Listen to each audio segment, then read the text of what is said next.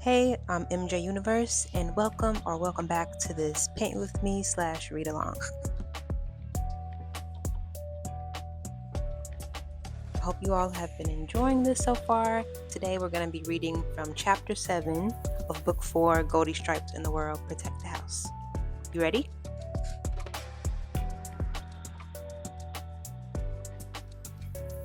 Back at the secret feline organization, Stripes, Frisky, and the hub attendant Wheezy stand about cleaning and drying cups and various eating dishes.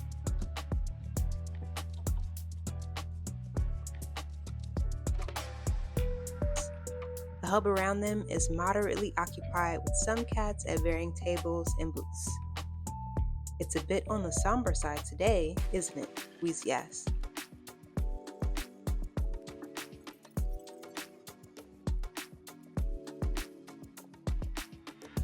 "Indeed, it is," Stripes replies. "It's awing how empathetic a tribe can be when it's down. All I know is we can't be down for long," Frisky adds on. "That is the perfect opportunity for the opposer to pounce and attack."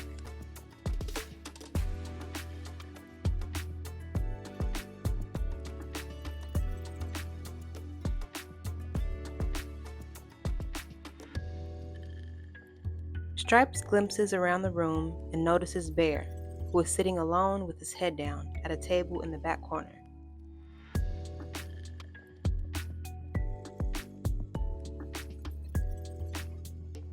"That is very true.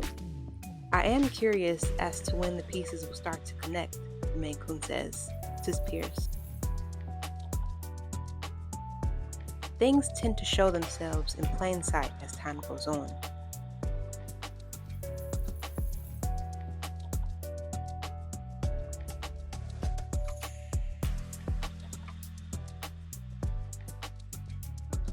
"Sounds like Chief is on to a good old hunch, huh?" Frisky mutters. Wheezy grabs the clean glasses from the counter and stores them on the shelf.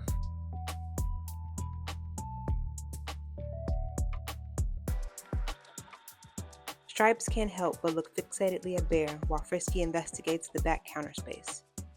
Giving his cup a last wipe, Stripes sets it down and patrols over to the red and brown haired cat.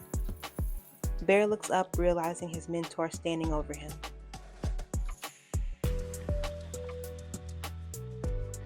"Good day, Chief." Stripes nods and grins.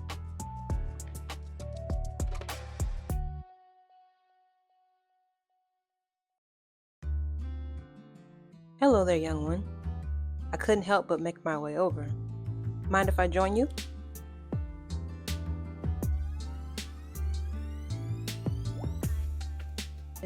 Bear gestures out his paw for Stripes to sit opposite of him in the booth space. "So, how's the investigation coming along? Any significant leads?" Stripes inquires.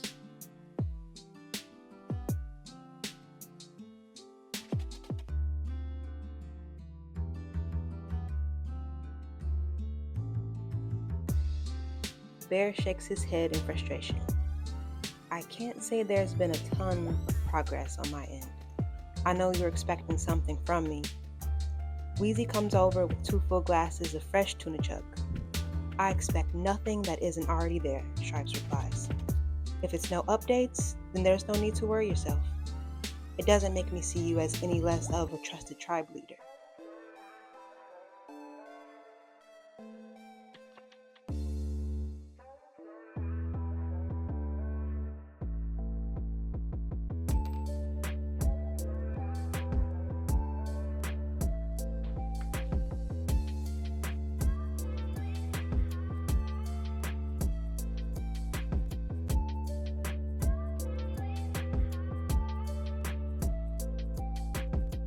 Bear looks to Stripes as they both take a sip. "I enjoy knowing you can depend on me," Bear says. "It keeps me away from the edge."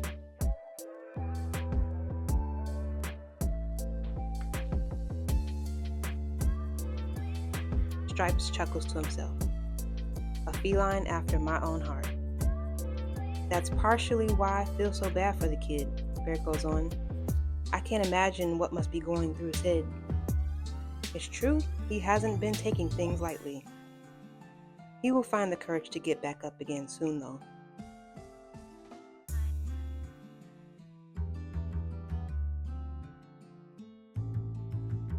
What else can we do when we fall? Stripes preaches.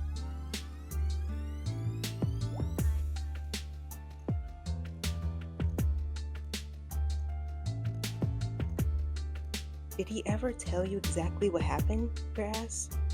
I don't know much, but I can tell it was a pretty serious injury.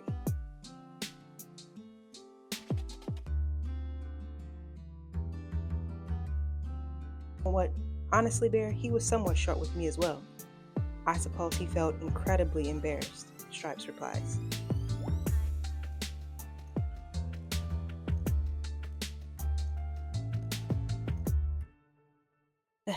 Poor fella.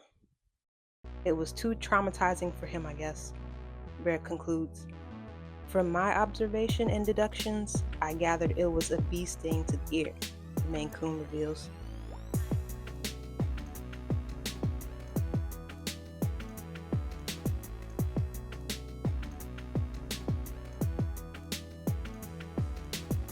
The hairs on Bear's inner lobes stiffen up straight as his pupils widen. A bee sting?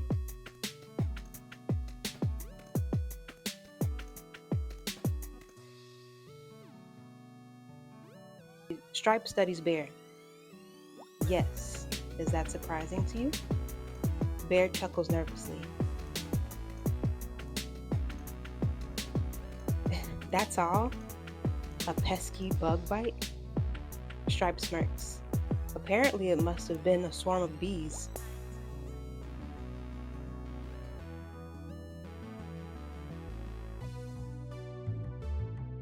At least that's what's been chasing him in his nightmares recently.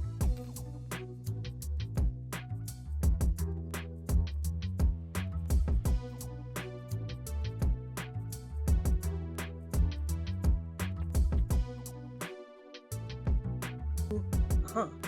Who knew Goldie would be afraid of some little old critters? I guess that makes sense if you don't see him coming.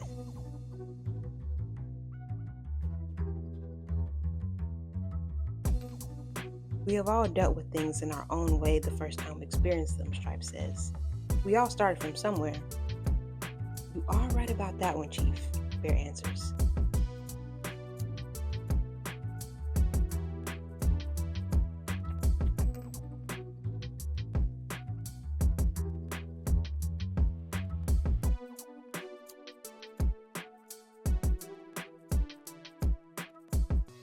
Stripes takes a big gulp of his drink. Remember when I first met you?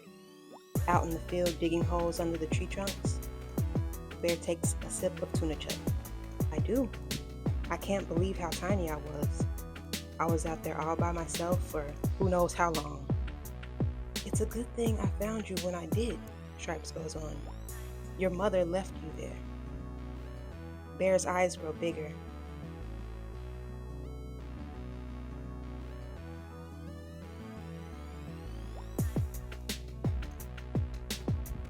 No sense keeping the run in the litter, I guess. Stripes nods.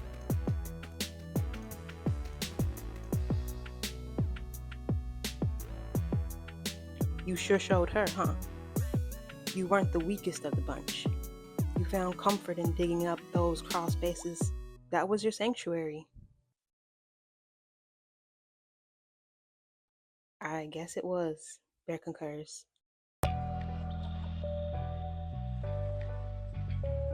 I just remember having so much fun and then getting hungry for a few days.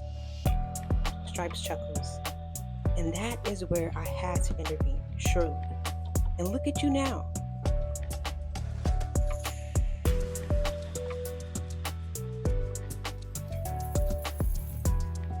The two cats smile, clinking their glasses together.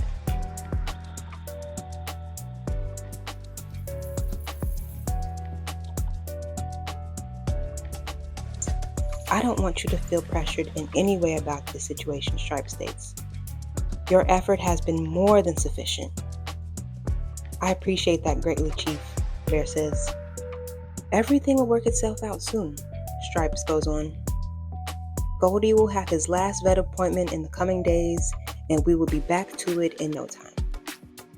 That's really good to hear, Bear admits. I will be sure to greet him eagerly when he returns.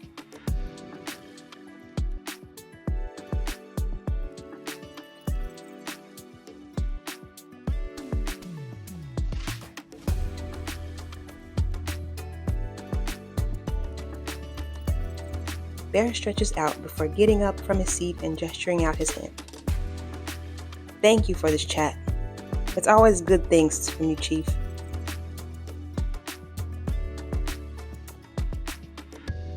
Stripes grasps Bear's paw and firmly shakes him back. Likewise, young one. Thank you for your time and your effort. The pair finish their farewell greetings.